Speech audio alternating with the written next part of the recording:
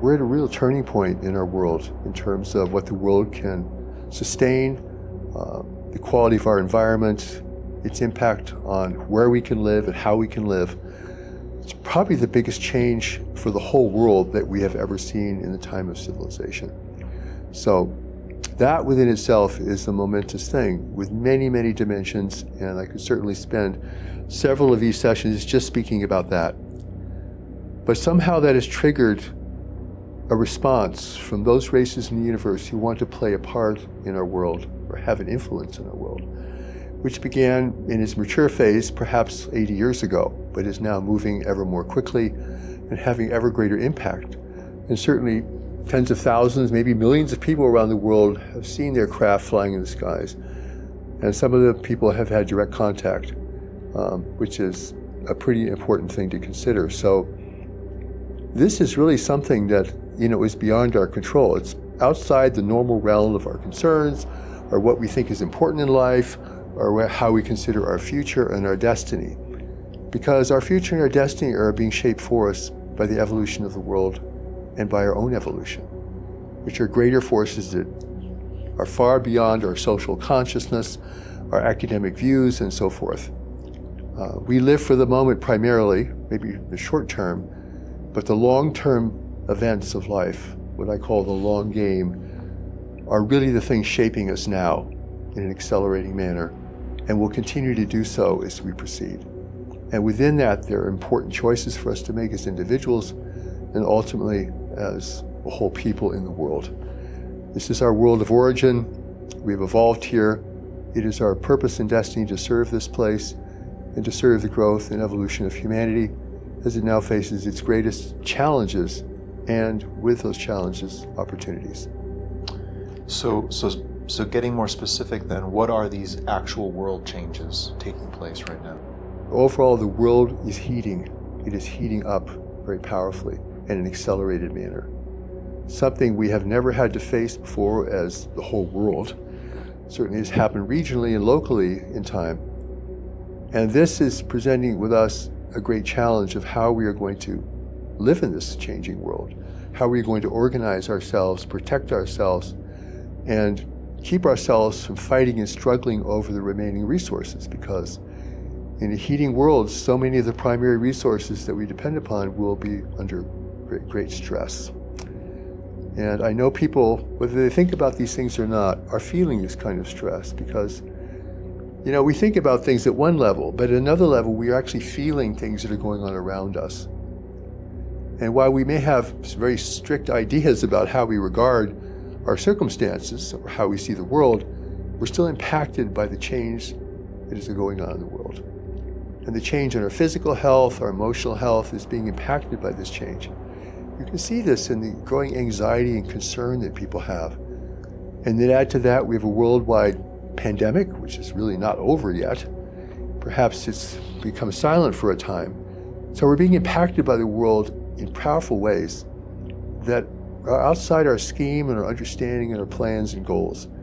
And we're having to adapt to that as best we can. And we're living in a dynamically changing world right now. Dynamically meaning it is changing in its own ways, beyond even the impact we have had on it ourselves.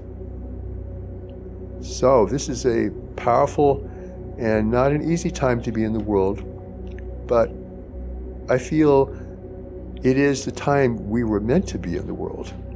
It is not a comfortable situation.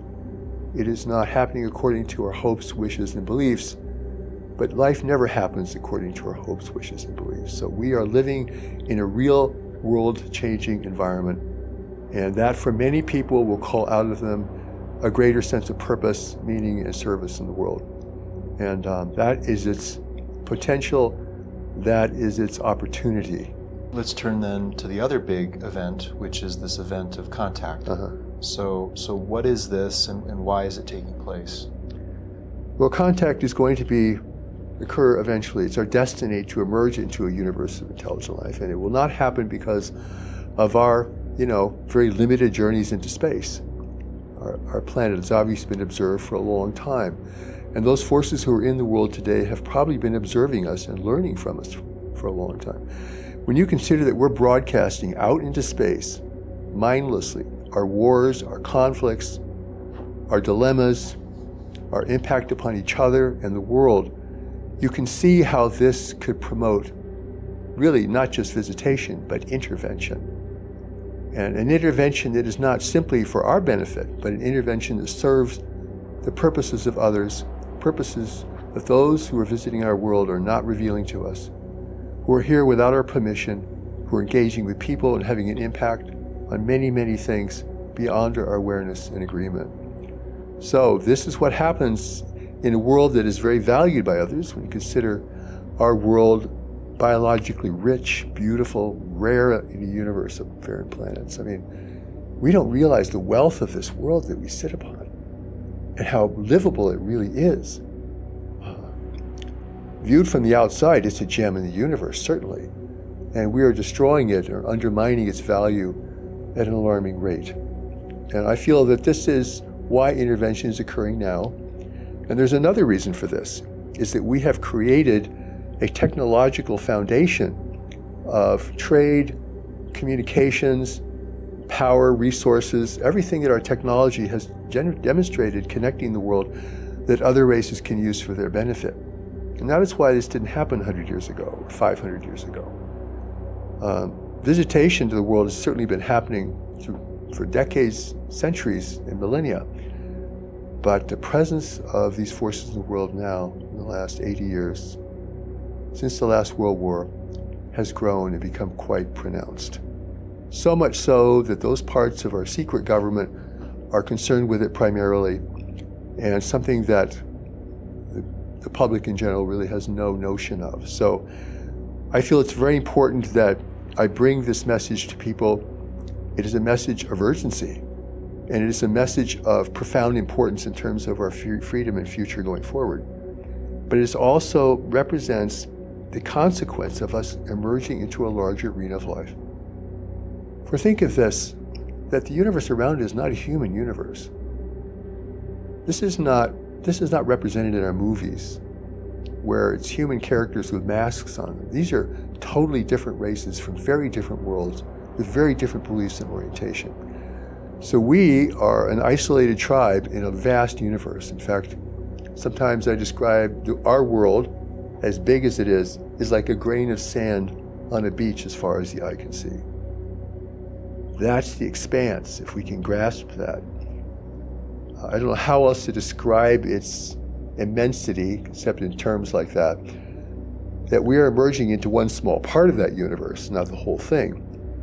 But we are now engaged with others who are here for their own purposes.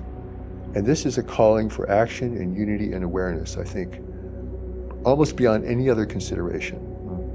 That and the welfare of our planet as a habitable place to live represent to me the two most important emphasis that we can have and will have as we go forward. And it's interesting, and I've learned from Native American history and what we know about how their seers knew that something of this magnitude was going to come at some point, not by the day or the month or the year necessarily, but the wisest amongst them realized that something was going to strike the world, or their world as they knew it, and change it utterly.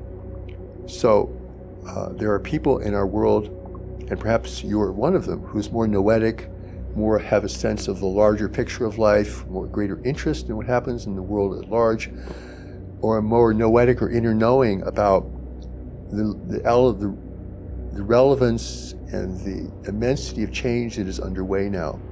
And you're somehow tuned into that. It doesn't mean you understand it fully. I don't think any of us understand it fully. So we're at a real turning point for humanity, a threshold. And it's being propelled both by the condition of the world and by the presence of other races who are in our world, acting on their own behalf beyond our awareness.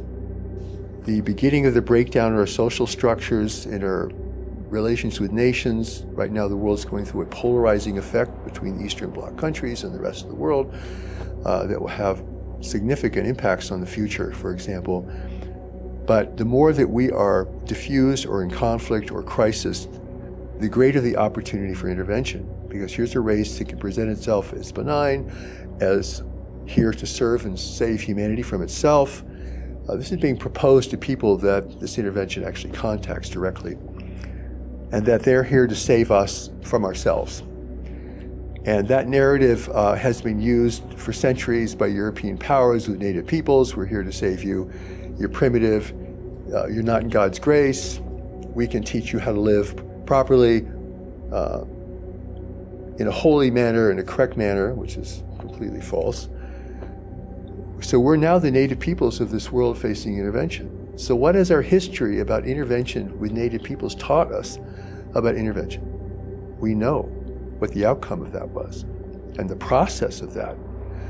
So for us to see this clearly, this presence in our world, we cannot want anything from them. This is very important. If you think they're here to give you technology or enlightenment or here to solve all our problems for us, you're a sitting duck for persuasion. You're just an easy mark for those forces in the world.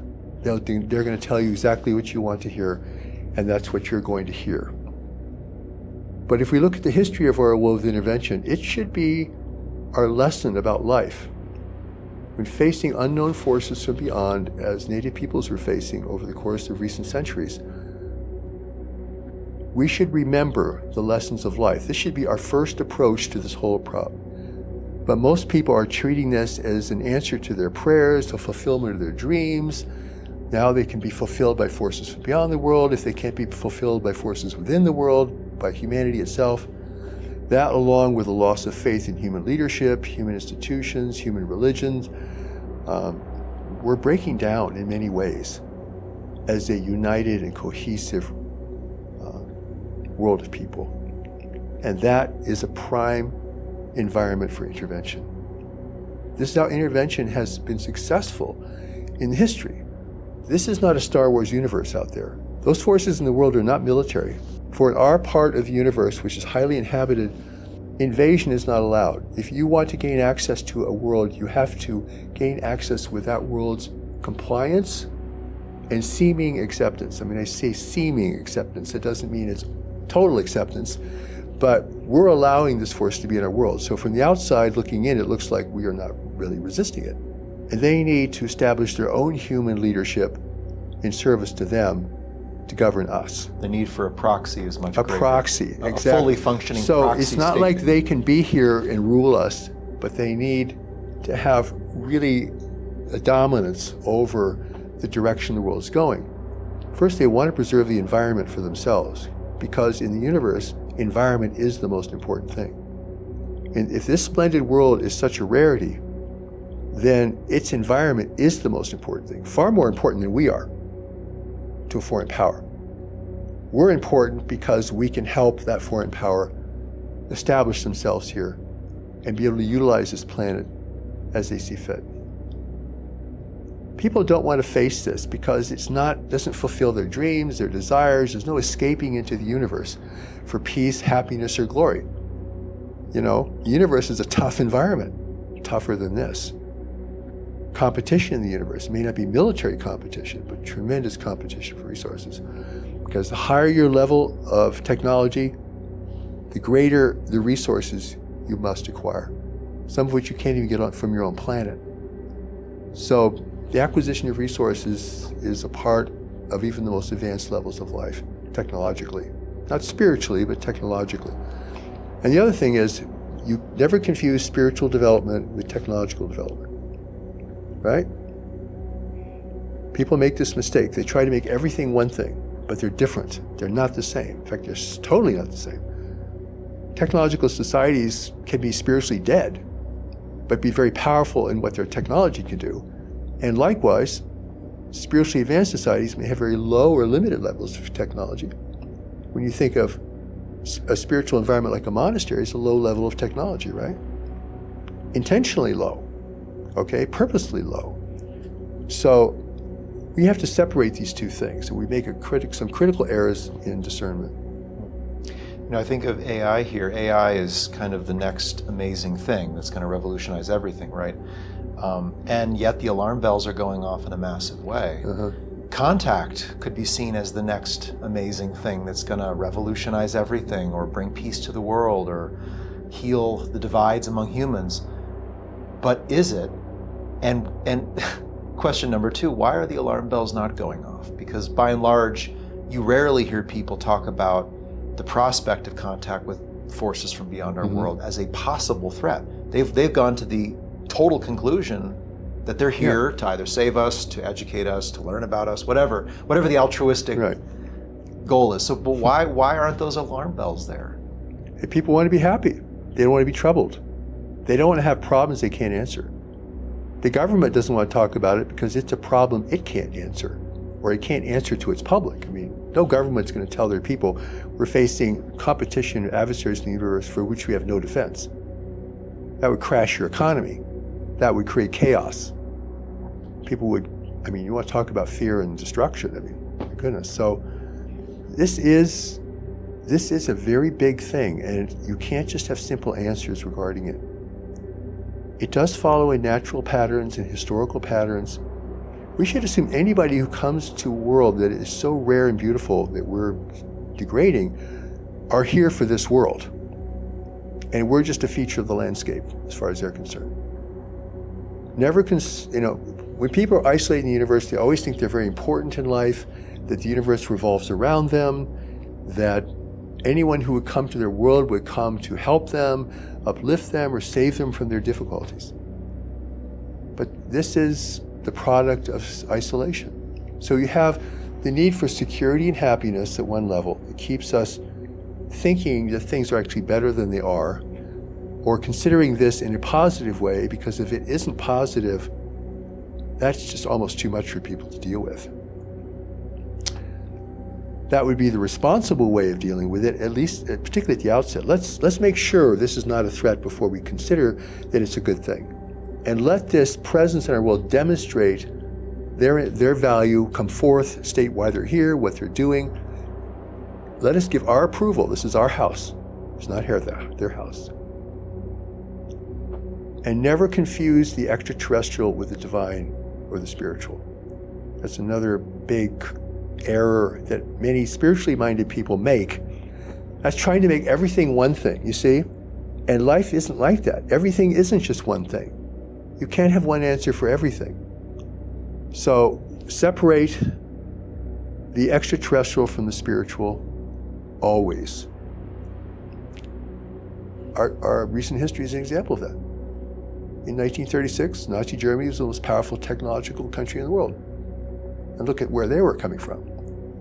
So technology is just power. It's power and domination.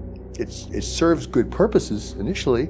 It serves many good purposes. We all rely upon technology to maintain stability and everything we need to live. But technology beyond that becomes, like in AI, begins to tell us what we want. There's evidence that AI is already doing that, controlling our decisions. It's telling us what to choose between. It's telling us what to value. It's actually controlling our whole realm of decision making. It's kind of a small example of entering an arena that we really don't understand and aren't fully equipped to deal with. It's a small example of stepping into the universe where we're making contact with 1, a dozen, 2 dozen races out there, and we may jump to a conclusion, or we may, project onto them our human, spiritual, or religious values, but we have no idea who they are. I mean, listen, if you saw craft in the world that are flying around, you should be like, what the hell is that? Instead of being excited about it. They understand us. We've been studying for a long time. We've been broadcasting the universe for at least 100 years. Through radio, television, everything. It's all going out there. So they probably know more about us. They may not understand how we think and how we feel, but they certainly understand our psychology and our decisions and our behavior. So we know nothing of that about them. And they're not going to reveal anything about that to us. So this sounds incredibly challenging, but I want to make this point, because once you get over the fear and anxiety, and it may take a little time, you will see this is the one thing that can unite humanity. We will not unite over the environment. We will not unite over food, water, and energy. We will not unite over ending poverty. We will not unite for any other reason than to deal with a force that threatens all of us equally. And it's not going to threaten us militarily. It's going to threaten us because it's in our environment, affecting our minds, emotions, our thought, and our behavior. There's power in the mental environment. Something human beings, we know something about that because we use advertising to try to persuade people to want to buy things we want to sell them. But the mental environment, ooh, that's really something else. And that's the environment of thought, and the power of thought, and the power to persuade thinking through means that are very subtle and hard to recognize. We do that through media with people. We try to control what they want and believe, but this is at another level. And so how they're influencing world events, how they're influencing, the swell and the sway of politics in different countries is very hard to point your finger to. There's nothing you can say that's the intervention. Mm-hmm. But you can see the overall kind of sum total of its effect, which is this increasing division, like you said, and this fracturing of what were pretty stable societies. Yeah, that's right. So let's talk about then, if you'd like, how to thwart that, or how to at least protect oneself. Well, we have a deeper intelligence within us, which I call knowledge, because it has to do with our ability to know things incredibly without evidence even. It's an innate intelligence within all of us. Most people experience it as perhaps intuitive experiences, but it's way beyond intuition. It's really who we are. It's who we are eternally. I mean, our human persona is a temporary thing that we adopt from day one and we live in through the course of life. But it's not who we were before we came in here. It's not who we will be after we leave. So knowledge represents our innate, deeper intelligence, and it's not subject to persuasion in the world. Nothing can persuade it. The source persuades us. It's our divine source. It's connected to our divine source. It is the permanent part of us, not our bodies. This isn't permanent. Our thoughts aren't permanent. Our beliefs aren't permanent. Our social structures aren't permanent. And so, with knowledge, you can see things you cannot see with your personal mind. You have to be able to get beyond a purely human viewpoint, or you just can't see this, and you don't even want to. People don't want to know about this. Oh, flying craft, cool, but I don't want to know about that. Right, they don't want to know what it really represents. They don't want to think about it. They don't want to say, what really is this, and why is it here, and who's bringing them here, and why won't they tell us who they are? And see, they want to ask reasonable, important questions and stay with those questions. It's just something is happening in the periphery of their life they hear about once in a while. So this reality of knowledge, which in your work is the spiritual mind within the person, it's just very amazing and interesting that the spiritual is what protects us in the physical, you could say. That's right. It strangely comes back kind of full circle to the heart of us at a spiritual level, even though the intervention is a very physical event. Well, that part of you that is grounded in knowledge can't be persuaded. I mean, it's literally not susceptible to any form of persuasion, whether it be emotional, physical, imagery, anything, sound, anything. Nothing in the world can persuade it. And that's why it holds your purpose and mission in the world. And it holds it for you until you're ready to begin to face it and assume it and want it and have your life come around to being able to engage with that. And it's a process of development, which begins with a real turning point in your life away from just trying to be happy and fulfilled as a person in a world that's kind of breaking down all around you, into coming to terms with, maybe I'm here for a bigger purpose, and maybe there's something deeper in me that I need to explore. And why do we keep getting these feelings about things that are kind of outside the box of what I usually think about, or what I can't talk about with my friends? And I know many people who hear our broadcast and maybe hearing it now already are experiencing this sense that I'm just focusing on a different reality, even while I'm in the world. Some of these people have a greater community history, a greater community background, and they've been sent into the world at this time because we are facing the greater community, the universe full of intelligent life. This is our great turning point. Nothing will change our future as much as this, by the way. If we don't regard this properly, if we don't make wise decisions regarding this, it will change the outcome for the whole world. It's not a done deal, but it's in process. So this is going on in the world. I mean, this is like not some errant thing that is in the outskirts of life. This is penetrating in to our inner and outer life. It's taking a long time to do it because the intervention is playing a long game. This is a long-term process for them. They don't want to destroy the world. They want to preserve the value of the world. They want to preserve our infrastructure, primarily because they need to use it. They can't live here. They're not going to build anything here very much. They're from very far away. So it's not that they're going to send supplies to Earth so they can build their own thing here. Sounds like we've built it for them. We're building it for them. Are we building enough of it for them? So they want to preserve at least some of the humanity for this purpose. So this is a very big thing to consider, and you have to have the heart to do it. I know why people turn away. I understand. It brings up so many questions and so much concern, and you feel kind of you can get hopeless right away. Some people just drop the ball and say it's over. What are you talking about? It's not over, it's just beginning. Humanity's proper response to a changing world and to our emergence into this universe and life is just beginning. Our ventures into space mean nothing, really. I mean, it's, we're centuries away from being able to go anywhere, really, beyond our solar system. So it's what's coming here that is the most important thing. What then is to be done? Like, how can you take this out of the unconscious or the unaware part of ourselves? Like you mentioned, trying to be happy in a world that's falling apart. I mean, we all dip into that. We all try to be happy, and the world we know is falling apart. Right. And our neighbors are doing that, and everyone's buying too much and doing too much and trying to be stimulated. And it's, part of us knows it's a little farcical, like you're really trying to have a good time in a world that's on fire. Yeah. And you're probably not able to do much to help it. And you're probably not really okay with it at some fundamental level. Let's face it, rationality is a framework for functioning in the world that has limited range of usefulness.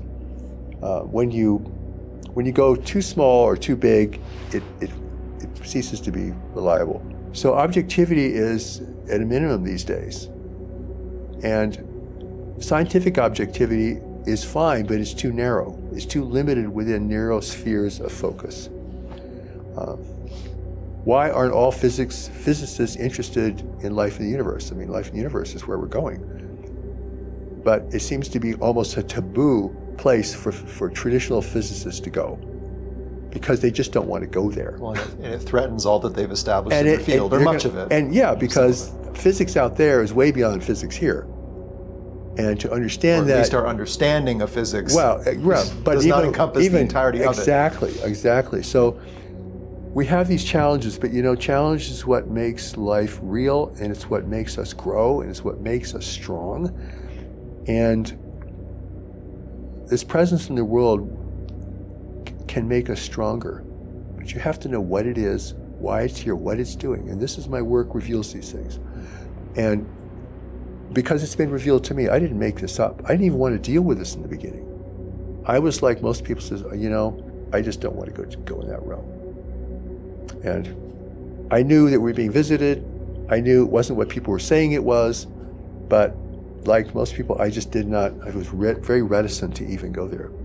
But the revelation that kept coming to me kept taking me there. You keep having to go here. Not just to understand intervention, but to understand life in the universe as a outpicturing of everything that's happening in the world on an incomprehensible scale. Corruption, destruction, everything. Technology does not elevate you spiritually or ethically. This becomes inner spiritual work now. This is getting off the surface of your mind, where we're preoccupied constantly stimulated, constantly caught up in things, the future, the past, our interests, our problems, our worries, and we can learn to become still and go deeper down beneath the surface, because there's many layers of intelligence beneath the surface of the mind. And even to be able to navigate a changing world, which is getting ever more chaotic and uncertain, you need knowledge to be able to guide you, because knowledge is there to do that. If you can receive it, if you can experience it, if you can trust it enough to take a chance to follow it. We know that intuition can do amazing things, because we've all experienced it here and there through life. But now you're going to the source of intuition. which is a silent intelligence that sees, knows, and acts. It's not fooled by the world. It's not fooled by anything that fools us. It's not subject to persuasion from any force, be it human or foreign. It is not delusional. It is the only thing in us that can really rescue us from our own lost consciousness, lost out in the world or lost within our own internal turmoil. So this is really coming back to who you are. And the need for that now is not just a personal need to have strength, purpose, and clarity in life. It's like, I need to really get clear so I know what I'm doing in this world. So there's an existential need for this. It's very profound. It's not like the world is just the world and I'm just going to go off and study spirituality, become deeper and more intuitive and more aware. And we are in a survival situation in the world. The intervention will threaten and is threatening our freedom of thought, primarily at this point, and our freedom, period. There's no other world for us. We're not going to get on a plane or a ship and go somewhere else. And we have competition now in our world. It's behind the scenes and it doesn't look like it's predominating, but it's actually very impactful. And it can have real influence on people that it engages with. So I've spoken at many conferences where I'm like the lone voice that's casting the warning about intervention, where other people are trying to treat this as a life-saving visitation. You don't prepare for the universe by hoping it's good.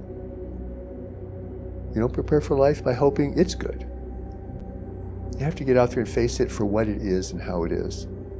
And that's where you become strong, competent, and hopefully compassionate and dedicated to serving others. So in the end, your service in the world is really what it's about, and it's needed now as never before.